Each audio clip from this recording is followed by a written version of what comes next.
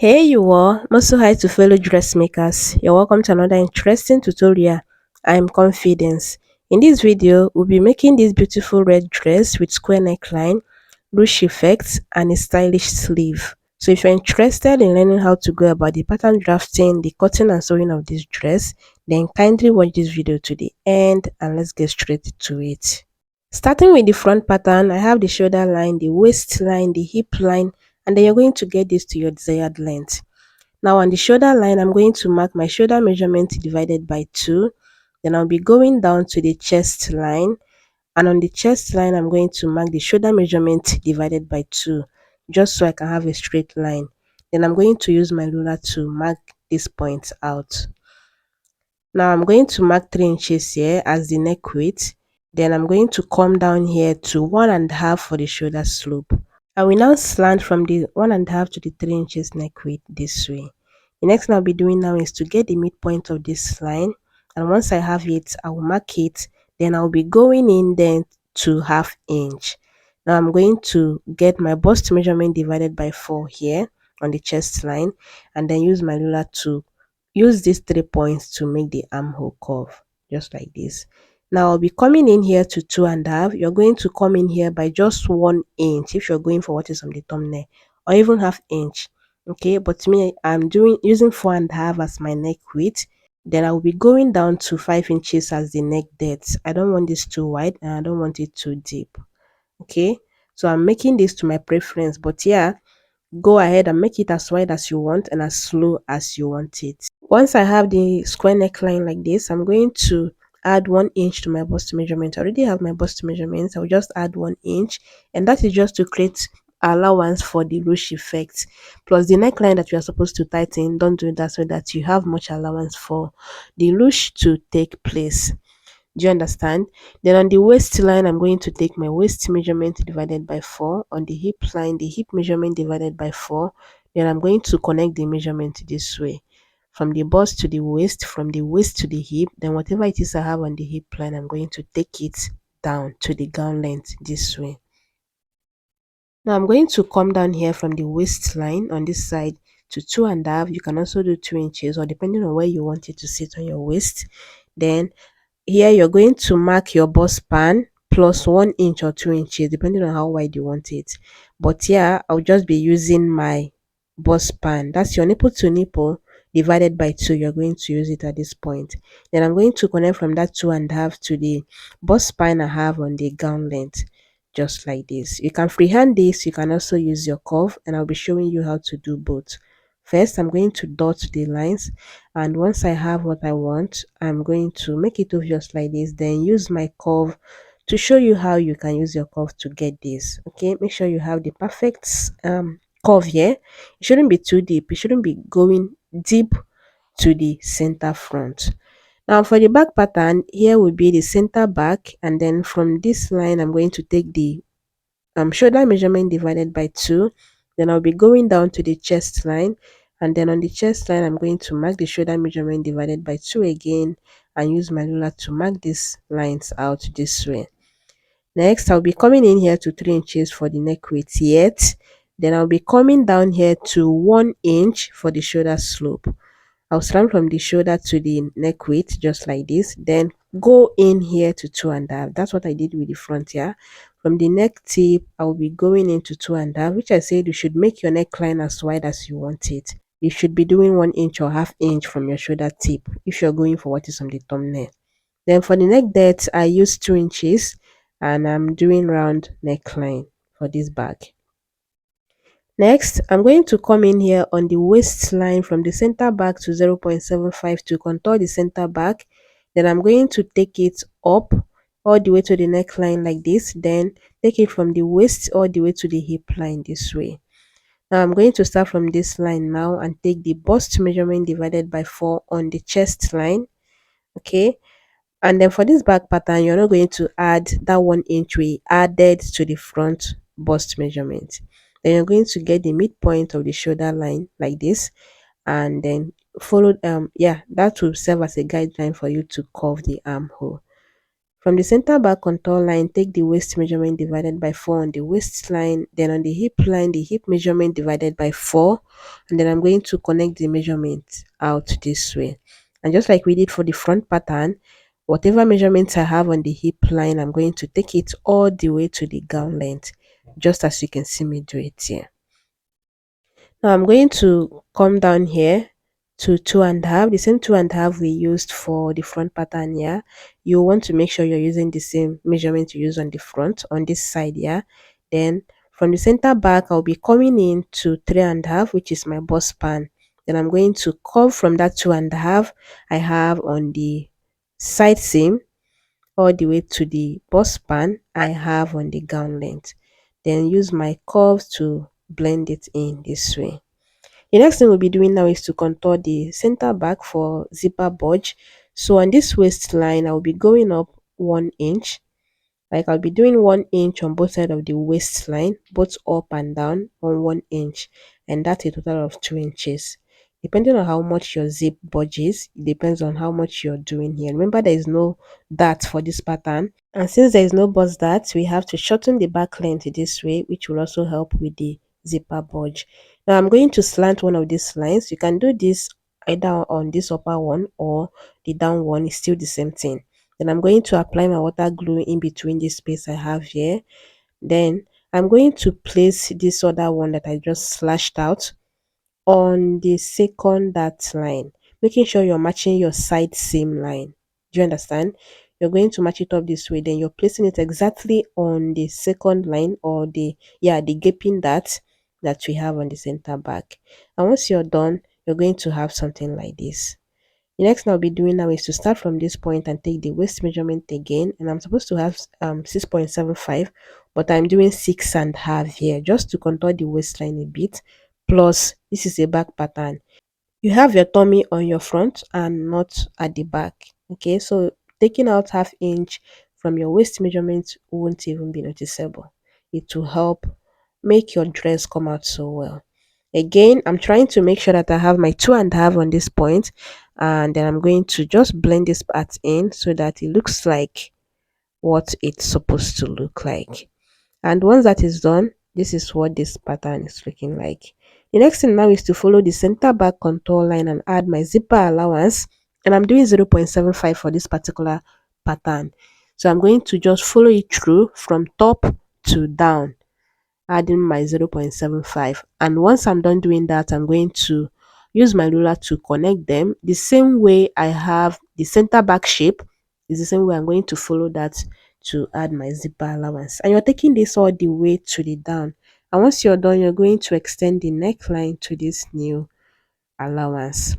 And that's pretty much about it. We are simply going to cut this out, and you're going to see how I will be cutting this out.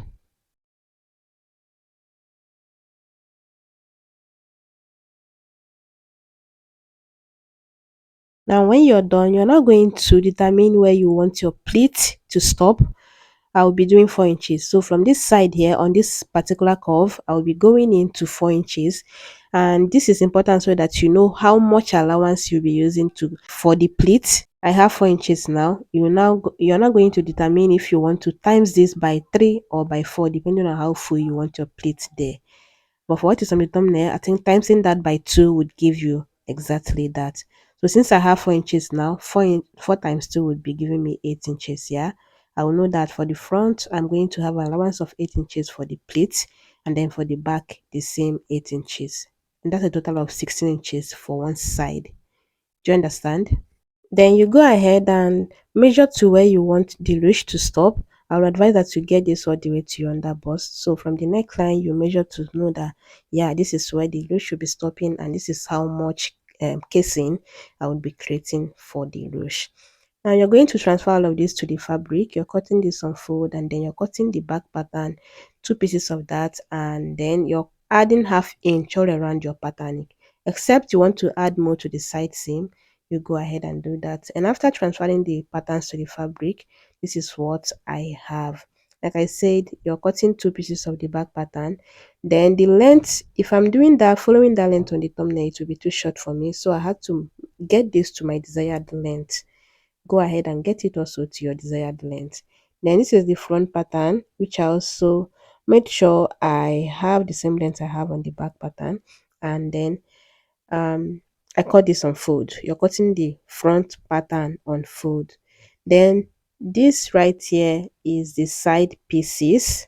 So to cut this particular pieces out, to make it very easy for you, if you can cut a 180 degrees flare using the radius that you calculated, like how much pleats you want, like I explained earlier, it's fine. But if you can't, I used about 1 yard and 30 inches for this dress. And yeah, you already know that that wasn't enough. Then you're going to, like I said, determine how much plate you want. For what I have here, I have about 18 inches allowance for the plate. So I will know that I will use that 18 inches as the plate allowance. Then you're making sure that it's the same length with what you have on the gown pattern. Do you understand? Then you're going to cut a strip like this for the ruche. If yeah, this will be the rope that will be creating that ruchness that you see on the dress. Now we are going to start joining, and I cut out a facing for the front. If you don't want to do facing, you can use your bias to finish up the neckline, and then use your bias to create a casing for the ruche, but I want to use facing. So I'm going to match it up like this. Then you're going to get the midpoint of your neckline. Even if you're using a bias, still follow this simple process. Now on both sides of this midpoint, I'll be marking 0.25, making it a total of half inch on the midpoint. Then you're going to mark your allowance, your sewing allowance along the neckline this way.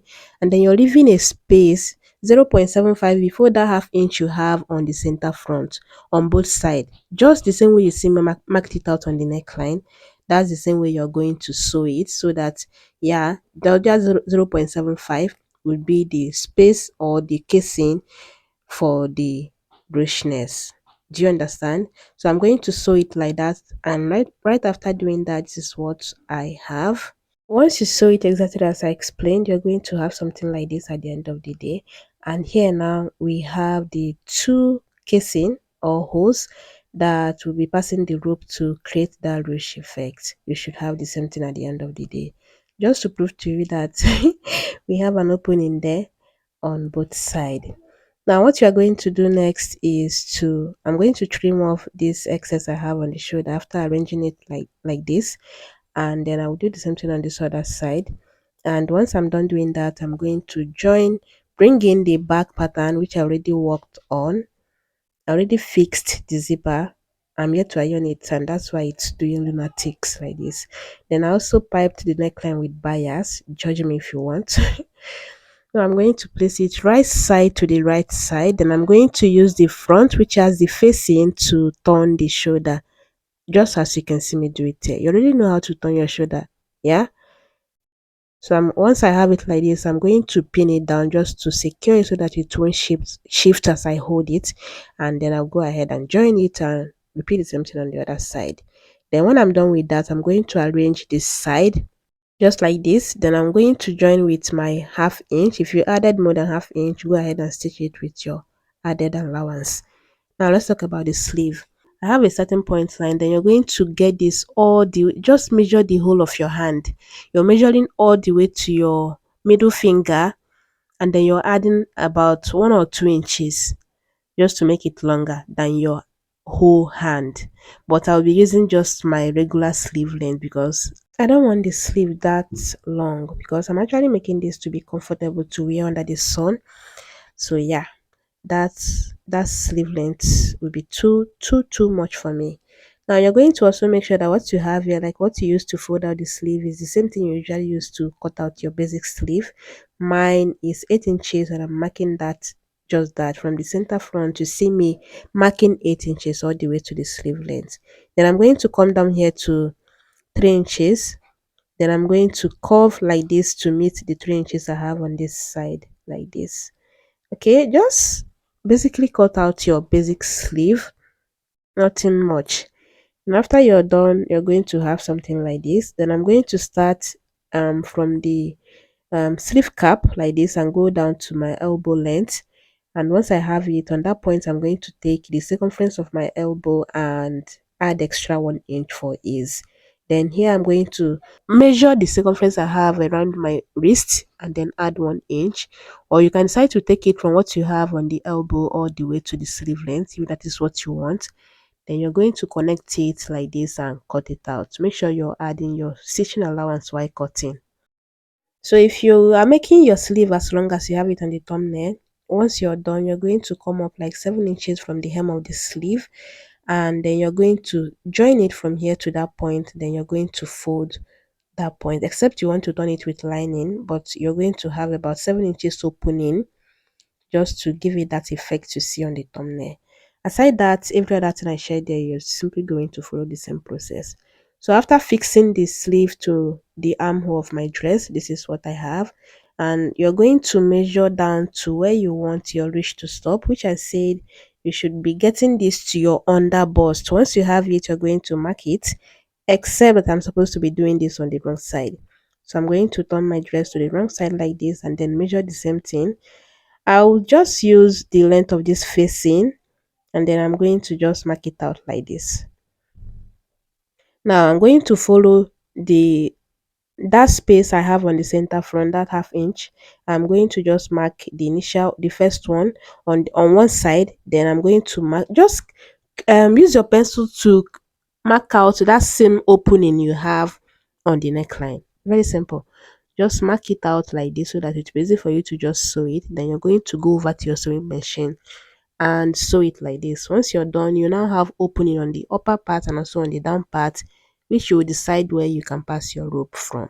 And once you pass the rope, you're going to stitch it down just to secure it firmly. Now coming here, you're going to start from the side seam and mark your 4 inches on both sides, which is where I want my pleat to stop. And once you have it, you're going to notch it so that it's easy for you to just notice it while sewing. Now you're going to bring in this side piece. You're going to match it midpoint to midpoint. At this point, I have a notch on the side piece, and then I have the side seam joining, which will serve as the midpoint for this case.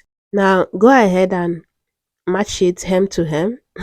Take it from the hem like this, and then you're going to pin it down. Arrange your fabric again, and then you pin it down until you get to that notch, which is where your pleats will be starting at this point. Once you get there, you're also going to pin it down, and then you know that the allowance you have all the way to where you have your, yeah, like the midpoint, is for the pleat. So you're going to pleat or gather like this, and then once you're done, you're also going to repeat the same thing on this other side. Match it hem to hem like this, and then you're going to pin it down, and you go to where you have your notch and also pin it down, so that while sewing you already know that you have the allowance for the pleat, so that you don't end up sewing and losing. Once you pin it down, now you have this much allowance here to pleat until you get to where you have your pin as a side seam. Do you understand? And after doing that, this is what my dress came out to be. So you're going to pass your rope like I explained. You have two opening. You decide where you want to.